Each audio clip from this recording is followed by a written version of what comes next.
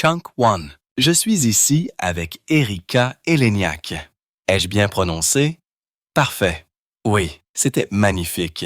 Erika Eleniak était la fille de rêve de l'Amérique dans les années 1990. La beauté blonde d'Alerte à Malibu qui a fait tomber des millions d'hommes amoureux. Mais en 2025, elle est complètement différente. Ses bras sont couverts de tatouages qui ont coûté 47 000 $. Elle a brûlé ses anciennes photos en direct à la télévision. Et les histoires qu'elle raconte maintenant vont vous choquer. Addiction secrète, abus à Hollywood et une bataille du lait de 17 ans contre les analgésiques qui a failli la tuer. La femme qui a autrefois sauté d'un gâteau révèle maintenant la sombre vérité derrière l'image parfaite. Que s'est-il passé pour la transformer si complètement? Erika Eleniak est née le 29 septembre 1969 à Glendale, en Californie. Mais son histoire n'a pas commencé à Hollywood. Elle a commencé loin, dans les terres froides d'Europe de l'Est. Son arrière-grand-père, Wassel Eleniak, avait tout quitté vers 1900 pour échapper à une vie dure sous l'Empire autrichien.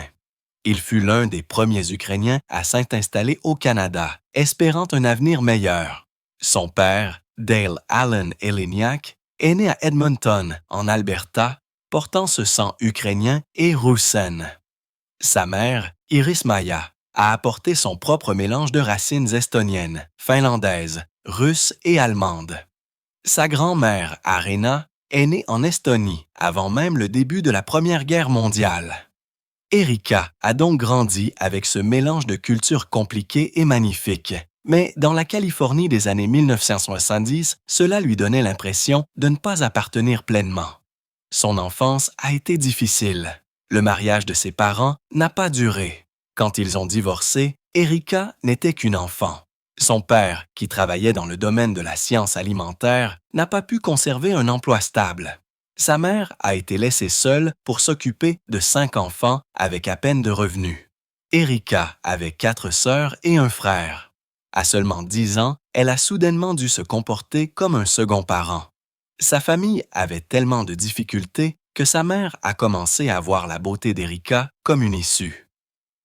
Chunk 2. Il ne pensait plus à l'enfance ou aux rêves. Il pensait au loyer et à la nourriture. C'est alors que tout a changé. En 1969, alors qu'Erika avait exactement 10 ans, elle se promenait dans un centre commercial de la vallée de San Fernando. Un découvreur de talent l'a repérée. Ce moment aurait pu ressembler à un conte de fées, mais ce n'était pas le cas. C'était le début de quelque chose de sérieux. En quelques mois, Erika faisait des publicités imprimées et des publicités télévisées. Elle travaillait pour subvenir aux besoins de 6 personnes. Pendant que d'autres filles jouaient, Erika était sur des plateaux avec des adultes en train de faire des séances photos. Au début des années 1980, il n'y avait pas beaucoup de règles pour protéger les enfants dans l'industrie. Ses parents ne posaient pas trop de questions. Ils avaient besoin d'argent. On ne la considérait déjà plus comme une enfant, mais comme quelque chose à vendre. Puis vint le moment qui changea tout. En 1941, elle n'avait que 12 ans. Elle a fait une petite performance dans sa classe de 7e année et Steven Spielberg était assis tranquillement au fond. Il cherchait secrètement une fille pour son nouveau film. Il a regardé Erika et a vu quelque chose en elle. Plus tard, il lui a posé une question. « Veux-tu être dans un film? » Elle a dit « Oui ». Elle ne le savait pas alors, mais le film était E.T., l'extraterrestre. Il est sorti en 1942 et a rapporté plus de 792 millions de dollars. Erika n'était à l'écran que pendant quelques secondes en tant que fille qui se fait embrasser en classe. Mais ce minuscule moment est devenu l'une des scènes les plus commentées du film. Spielberg avait dit au casting le faux titre « A Boy's Life » pour le garder secret. Ce baiser, bien que doux et innocent pour certains, a ensuite été critiqué. Mais pour Erika, cela a ouvert la porte à tout le reste. Sa famille croyait maintenant qu'elle avait quelque chose de spécial. Même si elle se débrouillait bien à l'école, ils ont pris une décision risquée. Chunk 3. Ils l'ont retirée du lycée Van Henry avant l'obtention de son diplôme. Ils voulaient qu'elle joue à plein temps. Il ne s'agissait pas seulement de rêves. Ils survivaient à peine. La plupart des enfants acteurs ne dépassent pas les rôles d'enfance. Seuls environ 2% continuent dans des carrières d'adultes. Ainsi, placer tous leurs espoirs sur l'avenir d'Erika revenait à acheter un billet de loterie. Mais ils étaient désespérés. Sa mère, Iris, avait vu l'étincelle chez sa fille et était prête à tout parier. Mais l'industrie n'était pas tendre. Même adolescente, Erika se voyait offrir des rôles destinés aux adultes. Elle n'avait même pas fini le collège, mais les gens à Hollywood la voyaient déjà comme quelque chose de plus qu'une simple enfant. Au début des années 1980, il y avait peu de protection pour les filles comme elle. Erika a déclaré plus tard que le fait d'être sexualisée si jeune l'avait changée à jamais. Elle a posé pour Playboy en juillet 1939, alors qu'elle n'avait que 19 ans. Ce n'était pas un hasard. Elle avait déjà grandi dans un monde qui lui avait appris que son apparence était sa valeur. Son enfance a pris fin le jour où elle est entrée dans cette industrie à l'âge de 10 ans. Après UT, elle a continué à jouer. Elle est apparue dans des émissions comme Silver Spoons en 1987, où elle jouait une fille nommée Samantha Simmons. Elle est également apparue dans Full House et Charles in Charge. Les rôles étaient toujours les mêmes, la jolie fille, la fille californienne. Cela lui donnait du travail, mais cela la mettait aussi dans une case dont elle ne pouvait pas s'échapper. Sa mère a essayé de garder les choses équilibrées. Erika n'a travaillé que sur quelques emplois chaque année afin qu'elle puisse avoir quelque chose qui ressemble à une vie normale. Mais l'image est restée. Puis, en 1988, Erika a fait un grand saut. Elle a joué dans un film d'horreur intitulé The Blob.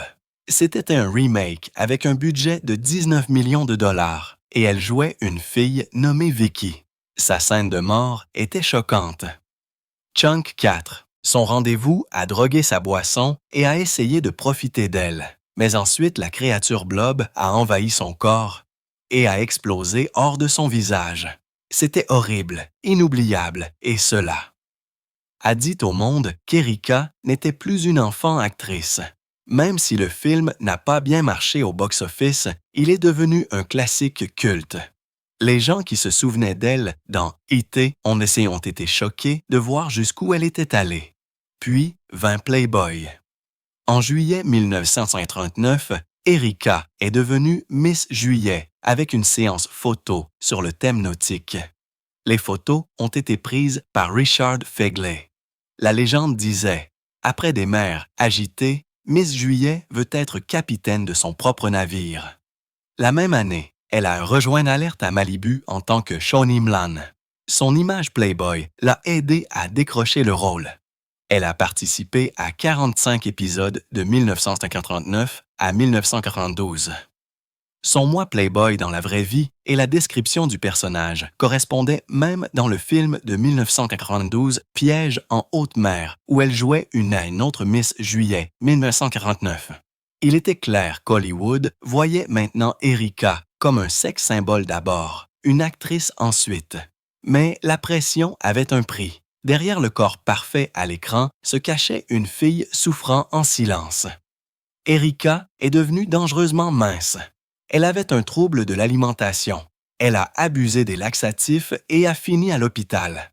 Des années plus tard, en 2006, elle a eu le problème inverse et est apparue dans Celebrity Fit Club saison 4 après avoir pris du poids. Sa bataille avec l'image corporelle avait duré près de 20 ans. Les dommages causés par ces années de mannequinat n'avaient jamais disparu. Après Alerte à Malibu, elle a essayé de faire des choses différentes. Elle a joué dans Piège en haute mer et Les Allumés de Beverly Hills en 1993, mais les rôles continuaient de tourner autour de son apparence. Dans Piège en haute mer, elle a fait un striptease en jouant une playmate de Playboy, se jouant essentiellement elle-même à nouveau. C'est devenu sa malédiction. Hollywood ne pouvait pas séparer Erika, la personne, d'Erika, l'image. Au milieu des années 1990, ses grands rôles avaient presque disparu. Elle a fait des films plus petits et des films indépendants. Elle a déménagé à Calgary, en Alberta, s'éloignant tranquillement des projecteurs. Elle a également posé pour Fredericks of Hollywood et a fait des catalogues de lingerie. Cela lui a donné plus de visibilité, mais a également rendu plus difficile pour les directeurs de casting de la voir autrement que comme une bombe. Chunk, 5. Son corps en a payé le prix. Sa santé mentale en a payé le prix. Ses objectifs d'actrice sérieuse étaient un peu plus difficiles à atteindre maintenant. Et la décision de poser pour Playboy à 19 ans a continué de la suivre même des décennies plus tard. Quand Erika Eleniak a rejoint Alerte à Malibu en 1949, des millions de personnes l'ont vue comme la beauté de plage parfaite. Mais derrière les courses au ralenti et le soleil radieux, la vérité était brutale. Elle a filmé 47 épisodes de 1949 à 1992, mais de nombreux jours ont été de pure souffrance. L'émission a été filmée pendant les mois les plus froids de Californie, pas en été. Certains matins, l'eau de l'océan est descendue à seulement 9 degrés. Un jour, elle et Billy Warlock ont dû plonger, et le froid était si intense que leurs lèvres sont devenues bleues. Toute cette scène a dû être jetée. Les membres de l'équipe les aspergeaient même de cette eau froide pour simuler la transpiration alors qu'ils se tenaient dans des vents glaciales en ne portant que des maillots de bain. Cela avait l'air ensoleillé à l'écran, mais des lumières massives créaient l'illusion. Erika devait courir sur le sable encore et encore, faire des cascades de sauvetage aquatique qui nécessitaient un entraînement réel et sourire quand même comme si de rien n'était. La pression ne s'arrêtait pas là. Leur contrat stipulait qu'ils devaient se maintenir leur poids à moins de 2 ovocules. Malgré tout cela, elle ne gagnait que 3 500 $ par épisode après impôts. Ce n'était même pas suffisant pour vivre confortablement à Los Angeles. Au fur et à mesure que l'émission devenait plus populaire, Erika a remarqué qu'elle changeait, et pas en bien. Elle avait commencé comme une émission sur les sauveteurs et les sauvetages, mais dès la 2e saison, elle devenait quelque chose d'entièrement différent. La caméra se concentrait plus sur le corps des femmes que sur leurs histoires. Les maillots de bain sont devenus plus petits, les décolletés sont devenus plus bas, et certains étaient si serrés qu'il était difficile de marcher. Quand les producteurs n'avaient pas assez de scènes mais pas assez d'histoires pour un épisode, ils ajoutaient des plans de bikini au ralenti. Erika se sentait mal à l'aise et en 1992, elle en avait assez. Elle a refusé de faire des scènes qui étaient uniquement destinées à montrer son corps. Billy Warlock l'a soutenue, disant que l'émission était devenue entièrement axée sur les femmes en bikini révélateur. Les producteurs s'en fichaient. Quand l'émission a été sauvée de l'annulation, ils ont fait en sorte que tout le monde accepte des réductions de salaire. Billy a dit que tout le monde était jetable. Erika a choisi de partir. Chunk, 6. Pendant ces années, elle a également fait face à un réel danger. Les 2 scènes de sauvetage n'étaient pas faites dans des piscines ou avec des effets spéciaux. C'était de vraies cascades dans l'eau de l'océan. Les températures glaciales, les fortes vagues et les longues heures de tournage rendaient chaque tournage risqué.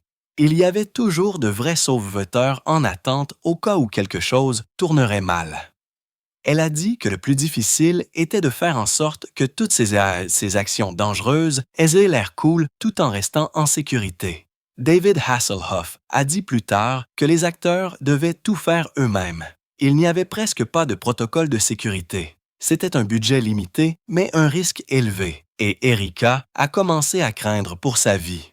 Hors écran, elle était tombée amoureuse. Erika et Billy Warlock sont passés de co-stars à un vrai couple. Au début, ils étaient juste amicaux, mais bientôt, leur amitié s'est transformée en une romance à part entière. Ils se sont même fiancés. Les fans les adoraient. Ils jouaient un couple à la télévision, et ils étaient un couple dans la vraie vie aussi. Mais la pression d'Hollywood a eu des conséquences néfastes. Ils jonglaient tous les deux avec des décisions de carrière, et leur relation a commencé à se fissurer. Finalement, cela s'est terminé sur une note amère. Erika a quitté l'émission en partie pour suivre Billy vers une nouvelle production, mais même cela n'a pas pu les sauver. Après la rupture, ils ne se sont pas vus pendant 30 ans, jusqu'à une réunion surprise en octobre 2022. Tout en travaillant sur Alerta, Alerte à Malibu, Erika a fait face à plus que de l'eau froide et de mauvais scénarios. Le plateau était plein de harcèlement. Les membres masculins de l'équipe ont souvent dépassé les limites. Certains ont même volé des maillots de bain dans les remorques des femmes. Erika a maintenu des limites strictes, mais cela l'a épuisée mentalement. Chaque femme de l'émission devait constamment s'inquiéter de son apparence. Les producteurs avaient tout le pouvoir, et si une femme ne jouait pas le jeu, elle pouvait être remplacée à tout moment. Ce genre de stress a eu des conséquences néfastes. Ce n'était plus juste un travail, c'était un combat émotionnel quotidien. Chunk. 7. Au final, Erika a choisi sa santé mentale plutôt que l'argent. Puis, 20 pièges en haute mer en 1992. Erika jouait une mannequin de Playboy qui sortait d'un gâteau ne portant presque rien. Le film a rapporté 156,3 millions de dollars dans le monde entier. C'était un énorme succès, mais cette scène l'a hantée. Elle a dit que c'était le pire moment de sa carrière. Elle détestait la façon dont cela se concentrait sur son corps plutôt que sur son jeu d'actrice. Elle avait été Miss Juillet 1949 de Playboy, donc le rôle semblait trop proche de la réalité. Cela l'a suivie partout. Les gens se souvenaient plus du gâteau que de tout ce qu'elle avait fait d'autre dans le film. Ce seul moment a changé son image à jamais. Travailler avec Steven Seagal sur Piège en haute mer a été un autre défi. Erika a dit qu'il était distant et qu'il était entouré d'un grand entourage. Contrairement à ses amitiés chaleureuses avec Tommy Lee Jones et Gary Busey, elle n'avait aucun lien réel avec Seagal. Il restait à l'écart des actrices. De nombreuses actrices ont décrit le comportement de Seagal sur d'autres plateaux comme agressif. Erika n'a pas donné de détails, mais ses mots ont montré qu'elle se sentait mal à l'aise. Elle les a choisis avec soin, ce qui en disait long. En 1993, elle a joué dans Les Allumés de Beverly Hills. C'était censé être son grand saut dans les films importants, mais ce fut un désastre. Le film n'a rapporté que 57 millions de dollars, ce qui n'était pas suffisant pour couvrir ses coûts. Les critiques ont dit que Erika manquait du charme de Lily Mae Clampett originale. Ils ont été durs, et l'échec du film a anéanti sa carrière cinématographique. À partir de là, elle a été poussée vers des rôles plus petits et moins respectés. À peu près à la même époque, un scandale a éclaté. Des photos de nus privés d'Erika ont été divulguées. Elles provenaient d'un pilote non diffusé, et bien qu'elle ait intenté des poursuites, les dégâts étaient de fait. Elle avait déjà posé pour Playboy à 19 ans. Mais c'était différent. Ces photos n'étaient pas censées être vues. Chunk 8. Des initiés de l'industrie ont dit que d'anciens collègues amers les avaient divulgués par dépit. Cela l'a brisée émotionnellement et a encore plus nui à sa carrière. Elle a dit que cette séance photo pour Playboy l'avait suivie pour toujours et que maintenant, elle la hantait de nouvelles façons. En 1994, elle a joué dans Chasers, réalisé par Dennis Hopper. Le film a fait un flop, rapportant seulement 1,6 million de dollars sur un budget de 15 millions de dollars. Mais en coulisses, quelque chose d'autre se passait. Erika a partagé un vrai baiser avec sa co-star William McNamara. Ce n'était pas dans le scénario. Ce baiser a mené à une relation passionnée, même si elle était impliquée avec quelqu'un d'autre à ce moment-là. Leur chimie était si forte qu'elle a transpercé le film. Les tabloïds ont adoré, mais cela a ajouté plus de stress à sa vie personnelle déjà désordonnée. En 1996, elle est apparue dans Bordello of Blood. Le film faisait partie de la série Les Contes de la Crypte et était rempli de scènes de vampires seins nus et d'horreurs ringardes. Il n'a pas réussi à impressionner les critiques ou le public. Même avec ses effets spéciaux et ses décors élaborés, la plupart des gens l'ont vu comme une exploitation bon marché, pas un film sérieux. Elle a continué à travailler à la fin des années 1990 et au début des années 2000, mais les projets sont devenus plus petits. The Opponent était sorti en 2000. Elle jouait une femme apprenant la boxe, après avoir échappé à une relation abusive. Les critiques l'ont appelée Rocky VI avec une touche d'originalité. mais beaucoup ont admis qu'Erika avait donné une solide performance. Pourtant, il est sorti directement en vidéo. En 2001, elle a joué dans Snowbound, qui était censé être un thriller, mais le film manquait de vraie neige, de vrai suspense et de vrais éloges.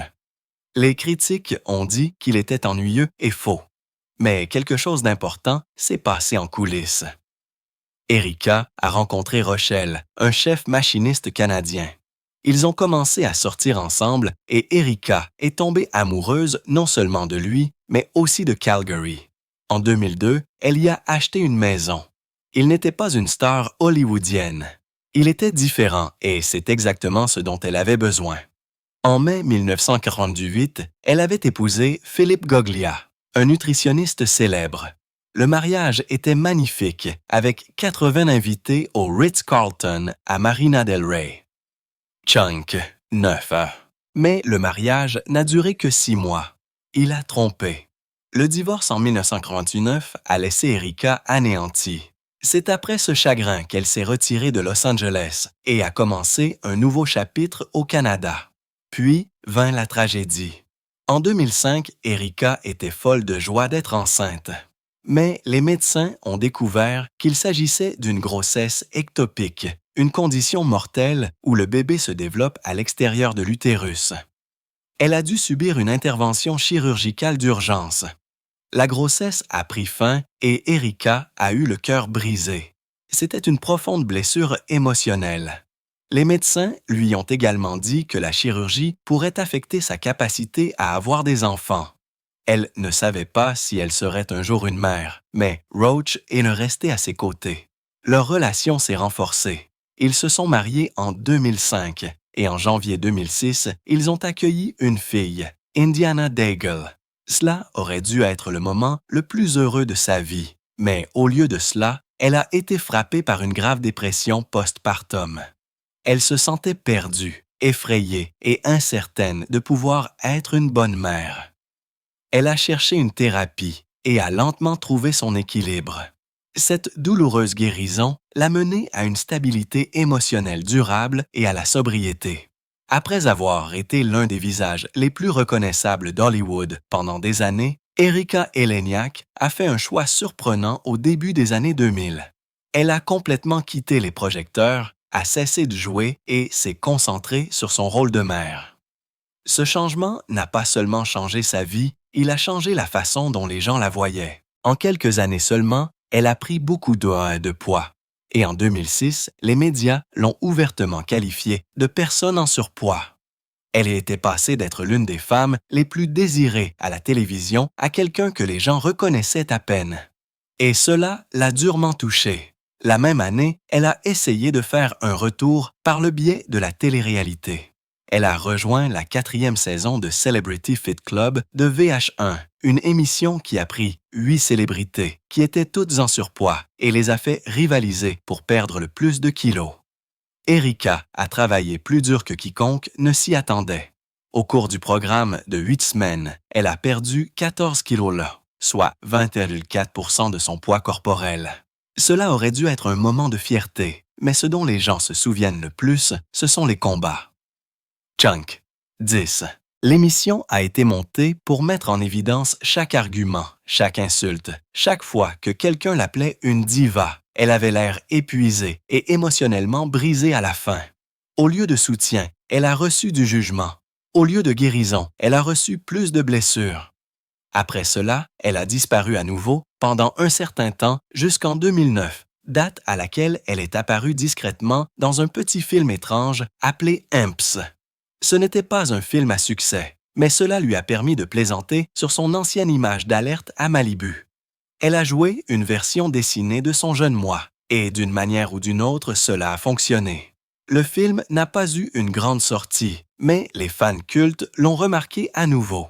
Elle n'était plus la même sauveteuse glamour. Elle était quelque chose de nouveau, quelqu'un de prêt à rire de son passé, et cela lui a permis de se sentir à nouveau réelle.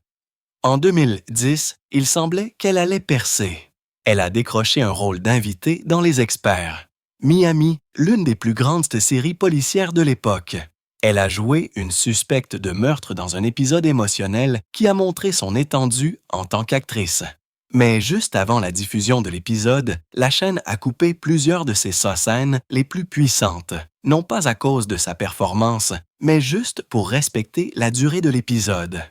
Ce qui aurait pu relancer sa carrière d'actrice s'est avéré être juste un rôle que l'on cligne des yeux et que l'on manque. Ça fait mal. L'opportunité était cela, mais elle lui a échappé. En même temps, elle menait une bataille secrète dont la plupart des gens ne savaient rien. Une guerre juridique. Erika a poursuivi son ancien manager pour avoir volé les redevances qu'elle avait gagnées grâce à Alerte à Malibu. Cette émission a été diffusée dans plus de 140 pays, rapportant des millions de dollars. Mais Erika n'a été payée que 3 500 $ par épisode et les redevances qui lui étaient destinées ne lui sont jamais parvenues intégralement. La poursuite a révélé à quel point le système de gestion d'Hollywood pouvait être défaillant. Elle a fait confiance à quelqu'un pour gérer son argent et cette personne l'a trahi. En 2017, elle a fait quelque chose que personne n'attendait. Elle a lancé un blog et a raconté au monde ce qui lui était vraiment arrivé enfant. Dans l'un des articles les plus déchirants, elle a décrit comment, alors qu'elle n'avait que 12 ans pendant le tournage d'E.T., elle avait été sexuellement abusée. Elle a dit que cela s'était passé à l'intérieur de sa remorque entre les scènes par un assistant travaillant pour Steven Spielberg. Elle en a écrit avec une douleur vive. Elle a appelé la célèbre scène de baiser du film Le dernier moment d'innocence. Chunk 11. Elle a partagé comment ce traumatisme l'a conduite à un trouble de l'alimentation à 13 ans et à 2 tentatives de suicide avant ses 16 ans. Elle a parlé de l'utilisation de cristaux, de se couper avec des lames d'obsidienne, d'essayer de guérir ce qui n'avait jamais été autorisé à guérir. Puis, en 2022, elle a lancé un podcast. Il s'appelait Spiritual Alchemy with Erika et le premier épisode a choqué tout le monde. Elle a admis être dépendante des analgésiques depuis 17 ans. En 2005, elle prenait 40 pilules d'Oxycontin par jour. Elle a dit qu'elle avait une fois volé des médicaments à un parent mourant et s'était même prostituée à un médecin de Beverly Hills, pour des patchs de fentanyl. Son point le plus bas est survenu lors d'un voyage au Pérou où elle a participé à ce qu'elle a appelé des cérémonies de méthamphétamine avec de soi-disant guérisseurs qui prétendaient que la drogue était sacrée lorsqu'elle était bénie. Elle a halluciné sa mère décédée en tant que déesse papillon. Au cours d'une méditation de 3 jours, elle a failli mourir de déshydratation et d'insuffisance rénale, mais elle a continué à parler. Dans l'épisode 3, elle a admis s'être injecté de l'héroïne entre les orteils tout en filmant un film de Noël Hallmark. En 2023, elle est devenue virale de la manière la plus inattendue. Elle est apparue dans une émission de comédie britannique appelée Meet the Richardsons. Elle est apparue en tenue complète d'Alerte à Malibu, le maillot de bain rouge, la perruque blonde, tout. Puis, elle a tout arraché juste là devant la caméra. En dessous se trouvait la vraie elle, tatouée, cicatrisée. Rien à voir avec la femme dont les gens se souvenaient. Elle a brûlé ses anciennes photos et a fait des blagues sur la destruction du regard masculin. L'un des animateurs de l'émission avait l'air visiblement secoué, mais Erika a continué à parler. Elle a qualifié Hollywood de prison de fausse beauté. Elle a dit que c'était sa liberté. Dans une interview de podcast en juin 2024, elle a finalement expliqué les tatouages. Elle a dit qu'ils n'étaient pas que de l'encre. Ils étaient une armure, ses manches complètes, sa pièce dorsale. Même un tatouage fait à partir des cendres de sa défunte mère faisait tous partie de ce qu'elle appelait la protection spirituelle. Elle a fait chaque tatouage pendant ce qu'elle a décrit comme des cérémonies rituelles de saignée. Son tatouage sur le dos montre des images de tentatives de suicide, de pilules, de rasoirs et de cordes. Elle a dépensé 47 000 $ pour ses passés tatouages, payés en vendant son maillot de bain original d'Alerte à Malibu pour 18 500 $ et d'autres souvenirs. Elle a même laissé entendre qu'elle prévoyait de se faire tatouer les organes génitaux comme dernière étape pour se débarrasser de l'image de sexe symbole qui la hantait. Toujours en 2024, elle a commencé à publier des épisodes de podcast profondément émotionnels avec d'autres anciennes stars des années 90. Dans un épisode avec Yasmine Bleeth, elle a dit qu'elle avait vu Bleeth être entraînée dans une chambre d'hôtel lors d'une tournée de promotion d'alerte à Malibu en 1995. Chunk, 12. Elle a dit qu'elle s'était tue par peur. Un autre épisode avec Tiffany Theon a révélé encore plus de choses. Elles ont parlé de puissants dirigeants qui gardaient de jeunes actrices dans un système rotatif de casting canapé. Erika a ensuite lâché la plus grande révélation de toutes. Elle a dit qu'en 1993, elle avait été violée par un studio